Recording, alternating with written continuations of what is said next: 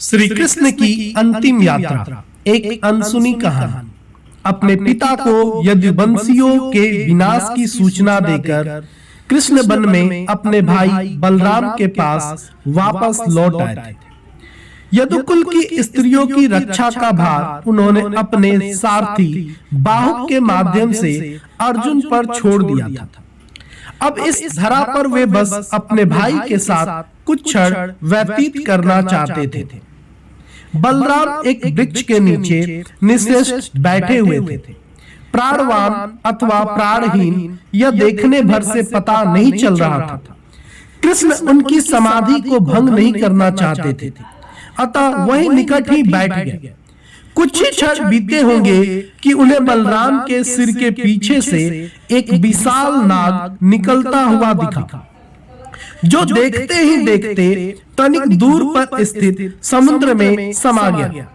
समुद्र तट पर बासुकी, करकोटक, शंख, अतिशण इत्यादि नाग एवं स्वयं वरुण देव उसके स्वागत और आगवानी हेतु खड़े थे। बलराम का शरीर लुढ़क गया। बड़े भाई को मृत जानकर श्री कृष्ण तनिक दूर जाकर लेट गए। क्या वे जीवन से थक गए थे या उन्हें भी संसार छोड़ने की इच्छा हो रही थी? लेटे लेटे ही उन्हें अपना पूरा भूतकाल स्मरण हो गया। मैया यशोदा की डांट, यमुना का वो तट, राधा के साथ रास, कंस का वध, द्वारिका की स्थापना, रुक्मिणी का प्रेम, सयंतक मणि, पुत्र प्रद्युम्न, बुआ कुंती, मित्र द्रौपदी, अर्जुन और उसके भाई, महाभारत का युद्ध और अनंत यादवों का विनाश। अभी उनकी विचारधारा बही रही थी कि उन्हें अपने एक तलवे में पीड़ा का आभास हुआ।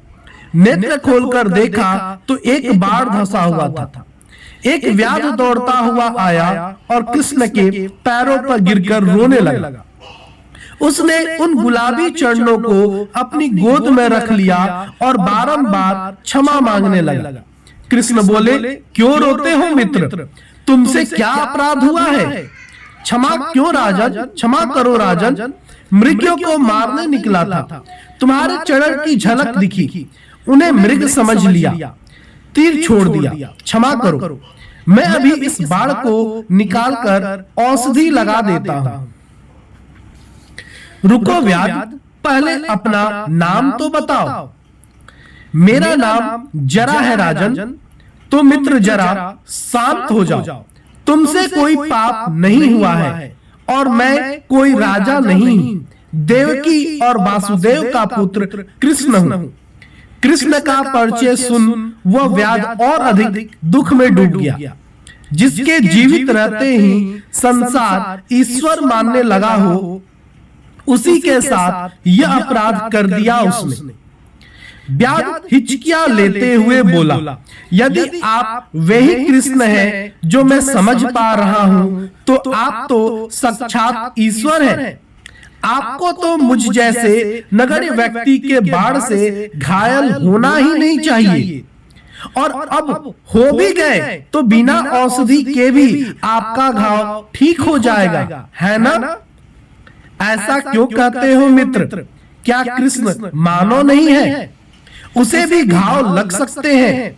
महाभारत युद्ध में कितनी ही बार मुझे रथियों यहाँ तक कि समान पदाती सैनिकों तक से अनगिनत घाव मिले। यह अवश्य है कि वे सभी घाव शीघ्र ही ठीक हो गए, परंतु तुम्हारा दिया घाव विशिष्ट है मित्र। ऐसा क्या विशिष्ट है मेरे दिए घाव में? यह मेरी मृत्यु का कारण जो बनेगा। हे राम, लगा कि व्याध के सिर पर पहाड़ गिर पड़ा हो। वह व्याकुल होकर बोला, ऐसा क्यों कहते हैं कृष्ण? भला मेरे बाढ़ में ऐसी समर्थ की वो स्वयं ईश्वर के अवतार का अंत कर दे। तुम्हारा बाढ़ महादेव का प्रसाद है मित्र। व्याध के नेत्रों में जीवंत प्रश्न देख माधव बोलते गए, बहुत पहले एक बार द्वारिका में एक साधु आया था। वो जोर जोर से बोल रहा था कि उसका स्वभाव बड़ा क्रोधी है। वो साप देने में देरी नहीं करता। उसकी इच्छा द्वारिका में कुछ दिन रहने की है। यदि द्वारिका का कोई नागरिक उसके क्रोध को सहन कर सके तो ही उसे आमंत्रित करे।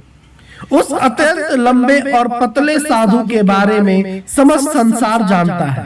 दुर्वासा थे वे। जब किसी ने भी उन्हें अपने घर नहीं बुलाया तो मैं आगे बढ़ा और उन्हें अपने घर ले गया। अद्भुत थे वे।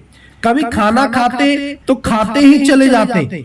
10 लोगों का भोजन कम पड़ जाता। कभी एक ग्रास खाकर उठ जाते। कभी अचानक ही सोने चले जाते तो कभी अचानक ही उठ जाते।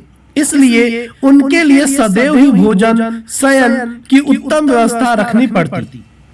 एक बार तो सया सहित वो कुछ जलाकर चल पड़े और थोड़ी ही देर में सोने चले आए। उन्होंने अपनी ओर से बहुत प्रयास किया कि उनकी सेवा में उन्हें कोई कमी दिख जाए, परंतु मैंने और मेरे परिवारजनों ने ऐसा कोई अवसर ही नहीं दिया। एक बार उन्होंने बहुत सारी खीर बनवाई। मैं और रुक्मिणी उन्हें खीर परोसने के लिए खड़े थे। उन्होंने उस स्वादिष्ट खीर में अपनी एक उंगली डुबोई और बस उतना सा ही खाकर बोले, इस खीर को अपने पूरे शरीर पर मल लो। मैंने निसंकोच उनकी आज्ञा का पालन किया। उन्होंने रुक्मिणी की ओर देखा। उनकी इच्छा समझ मैंने रुक्मिणी को भी खीर लगा दिया। तत्पश्चात वे बाहर आए और एक रथ के घोड़े को हटाकर उसमें रुक्मिणी को ही जोत दिया। जैसे अस्यों पर कसाधात होते हैं वैसे ही रुक्मिणी को भी कसाधात सहने पड़े। द्वारिका की वीथियों पर उस रथ पर बैठे हुए साधु रुक्मिणी की पीठ पर प्रहार करते हुए चले जा रहे थे। अंततः वे उतरे और पैदल ही एक दिशा में चलने लगे। हम उनके पीछे भागे। वे एक स्थान पर रुके और रुक्मिणी से बोले कि उनकी परीक्षा पूर्ण हुई। घाव को त्वरित रूप से ठीक करने के लिए औषधि देते हुए उसे अनंत आशीर्वाद दिया और मुझसे बोले, मैं तुम्हारी परीक्षा ले रहा था। संसार ने तुम्हारी उदंडता को कई बार देखा है। अपनी माता और ग्रामवासियों को सताने से लेकर पापी राक्षसों, असुरों और अन्यायी राजाओं का वध करते आए हो। तुमने सदैव अपने मन की ही की है। आज संसार ने तुम्हारा विनय भी देख लिया। मैं तुम पर प्रसन्न हूँ। आगे एक महायुद्ध होने वाला है। मुझे ज्ञात है कि उस युद्ध में तुम्हें असंख्य बार असंख्य घाव लगेंगे और तुम उनका प्रतिकार भी नहीं करोगे। अंततः शरीर के जिस भी अंग पर तुमने खीर का लेपन किया है वह घावों को सहन कर लेगा।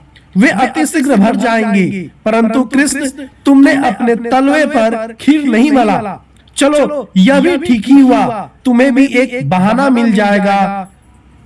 व्याध जो अपने हाथ से माधव के तलुओं से निकलते रक्त को रोकने का प्रयास करते हुए उनकी बात सुन रहा था। बोला, बहाना कैसा कृष्ण? और तुमने कहा था कि मेरा बाण महादेव का प्रसाद है, सो कैसे? मृत्यु तो निश्चित है न मित्र। मृत्यु के लिए कोई न कोई तो बहाना चाहिए ही। मेरा जीवन पूर्ण हुआ। जिस उद्देश्य के लिए मेरा जन्म हुआ था वो पूर्ण हुआ। वे साधु, वे महात्मा दुर्वासा महारुद्र के ही अंश हैं। उन्होंने ही मेरे पूरे शरीर को निरोगी होने का आशीर्वाद दिया था और एक स्थान छोड़ दिया कि मेरी मृत्यु का मार्ग मिल सके। तो क्या आप सच में मर जाएंगे? फिर संसार का क्या होगा? संसार तो मेरे होने से पहले भी था मित्र, और मेरे जाने के बाद भी होगा। धर्म की स्थापना हो चुकी है। मेरा उद्देश्य पूर्ण हो चुका है। जीवन नश्वर है, पर धर्म और अधर्म का युद्ध शाश्वत है। पूर्व काल में भी जब जब धर्म की हानि हुई कोई न कोई आया था। भविष्य में भी जब जब पूर्ण अधर्म प्रबल होगा कोई न कोई किसी न किसी रूप में आएगा ही। अब तुम जाओ मित्र, बहुत बोल लिया मैंने। जीवन भर बोलता ही तो रहा हूँ। अब बस शांति चाहता हूँ। जाओ, अपने मन पर कोई बोझ न रखो। जाओ, तुम्हारा कल्याण हो। जय श्री कृष्ण। कमेंट करके बताएं क्या आपको ये कहानी पता थी और कहानी कैसी लगी, ये भी कमेंट करें। धन्यवाद।